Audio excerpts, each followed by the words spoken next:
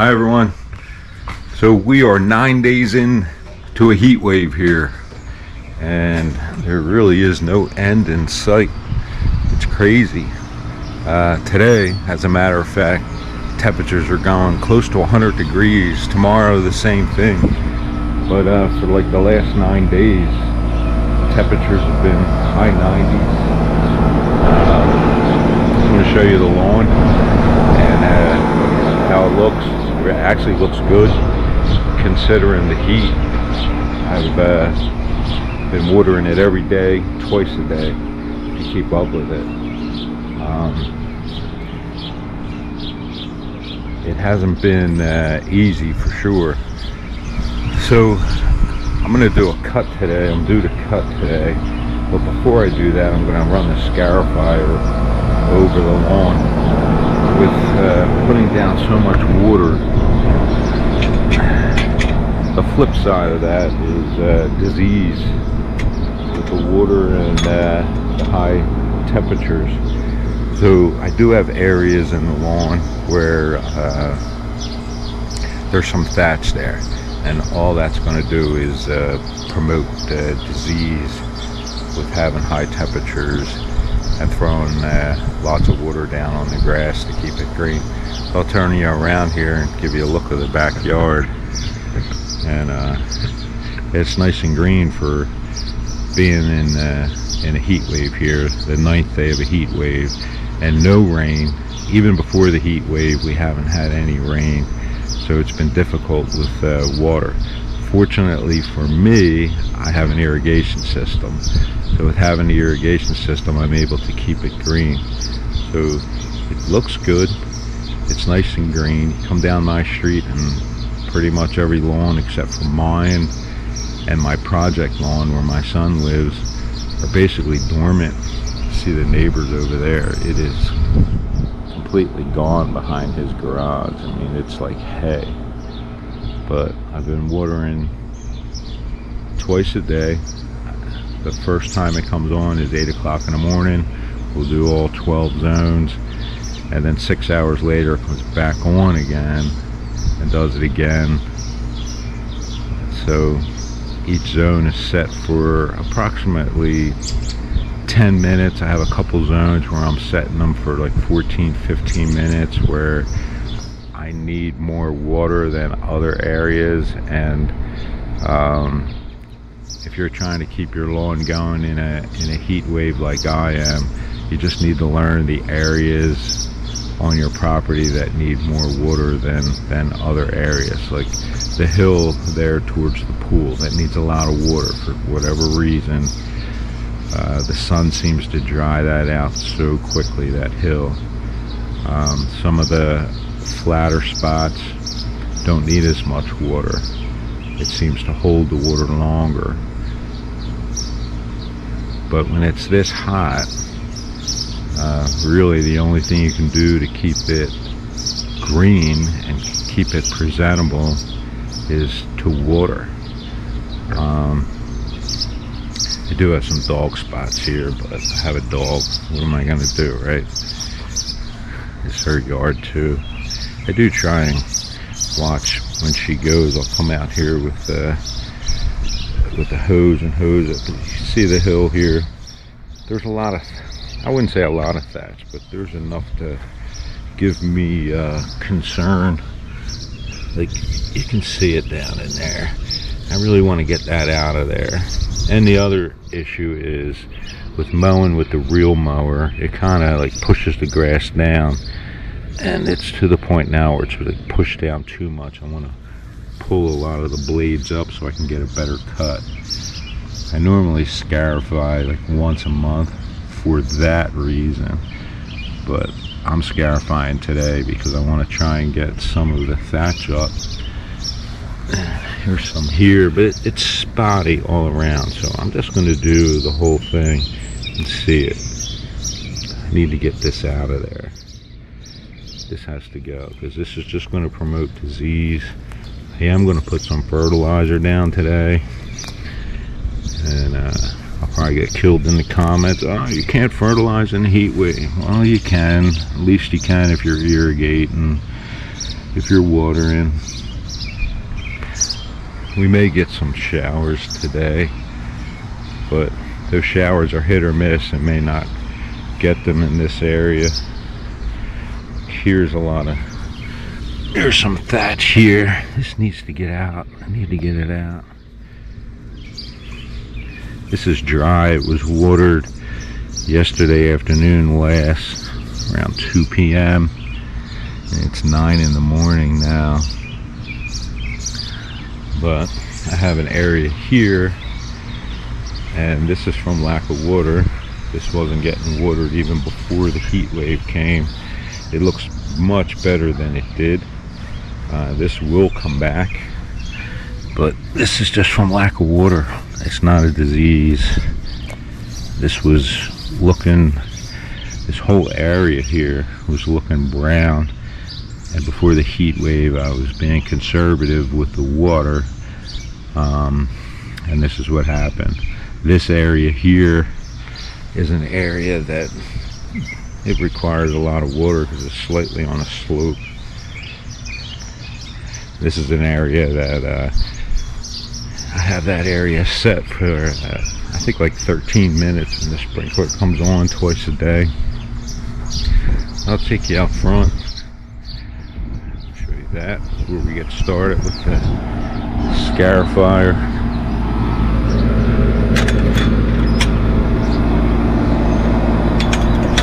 This thing's been running non-stop.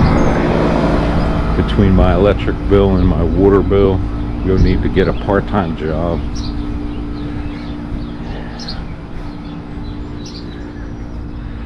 This side looks good. Needs to be cut.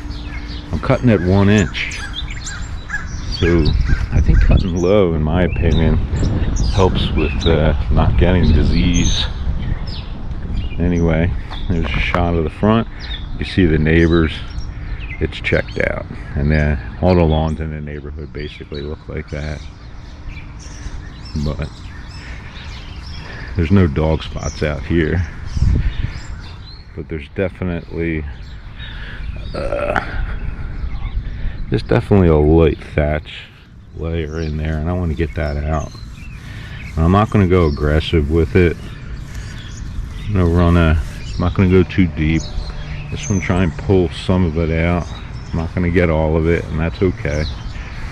This area up in here was the same as the area in the yard that I showed you. It wasn't getting enough water, but I adjusted my sprinklers and it's now getting enough water. So some of that, actually all of that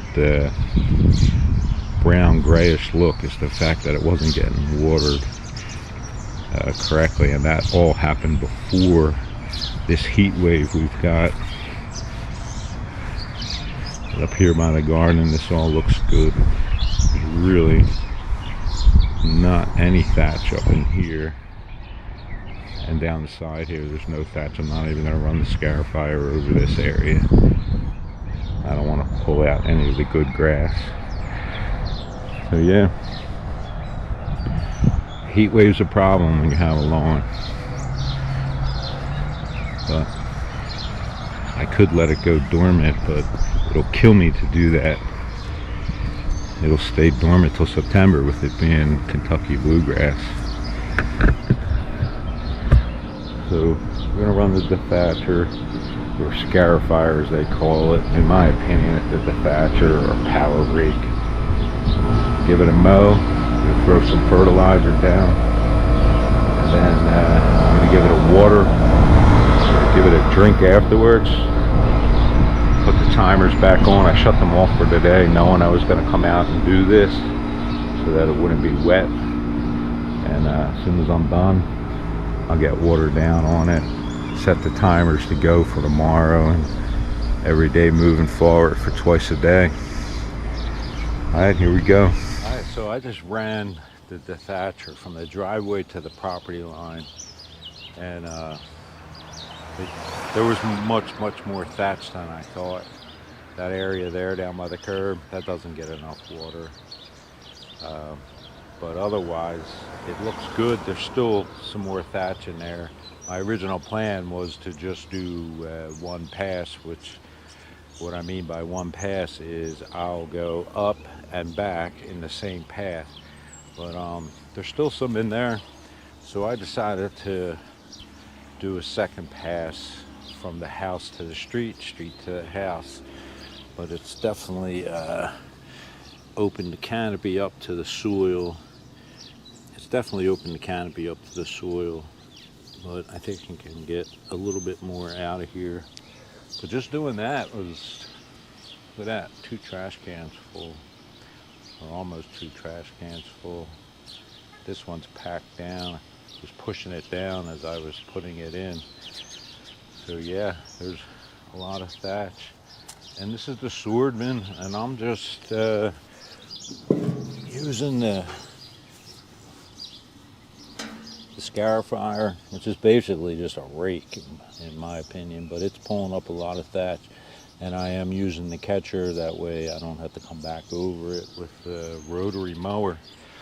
So to finish this up by going from house to street to house, and then I'll bring you back and show you what it looks like. Okay, I just finished the second pass on the front lawn, and here's what I got. 4 trash cans full of thatch. Look at that. All this does is prevent fertilizer, water from getting down into the soil, and it's just going to promote disease with this heat wave that we're having. So the lawn looks fine. I mean, I'm sure I stressed it a little bit, but I'm going to do a mow, and I'm going to throw some fertilizer down, and I'm also going to run the sprinklers. Now, I wouldn't do this unless you have an irrigation system or you plan on watering this really good with a sprinkler, because it stresses the lawn. It has to get water at this point. But we got rid of a lot of the thatch, and the lawn will bounce back within a couple days. So next we're going to move to the backyard after I dump these 4 trash can containers full of thatch in my compost bin. But you can see it's mostly all dead grass. There is some green in there. That's normal when you're running that Scarifier or that power rake. It tears into the grass a little bit, but I'm happy with the way it looks. Yeah, I'm happy with the way it looks after dethatching. So we'll move to the back and get that done. It's like 94 degrees, 11 o'clock in the morning. It's supposed to go up to 97. They might as well just say 100 because it feels like 100 right now. Anyway, yeah, so time to move to the back after I dump these 4 trash cans full of thatch in the compost bin. So, finished dethatching the back. I did the same as the front, side to side,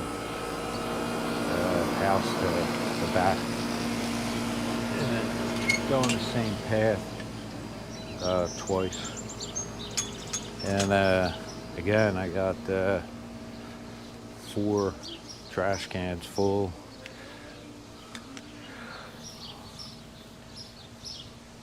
The back was much worse than the front. Spin you around, but you can see it's opened up now with the fertilize. I'm gonna mow this. Even with me watering, this hill struggles. Hopefully it'll come back. But yeah, the Thatcher or Scarifier, it works really good on the Swordman. I'm pleased with it. It feels crunchy when you walk across it, but we'll get some water on it after I mow, and then throw fertilizer down, and we'll give it some water. So I'm going to change out the cartridge on the Swordman. Put the blade on it, give this a mow, and then I'll bring it back when I get the sprinklers running. So I finished the mow. I had somewhat of a delay. It rained. It started to rain right after I changed out the cartridge on the Swordman mower. Well, actually, it didn't start raining for a few minutes after that, but the sky got dark, and after I changed the cartridge out, I thought, well, we're going to get hit with some rain, which they were calling for, possibly getting spot showers here and there. So what I did is I quick threw fertilizer down, which is what I was going to do. That way the rain would water it in. And we had about a 20-minute rain, so I kind of got delayed with doing the cut or mowing it for, I don't know, 3 hours, I guess. That's all right. I was able to go sit in the air conditioner because today was a heck of a hot day. So I'll show you how we did, how it looks. I think it looks really good.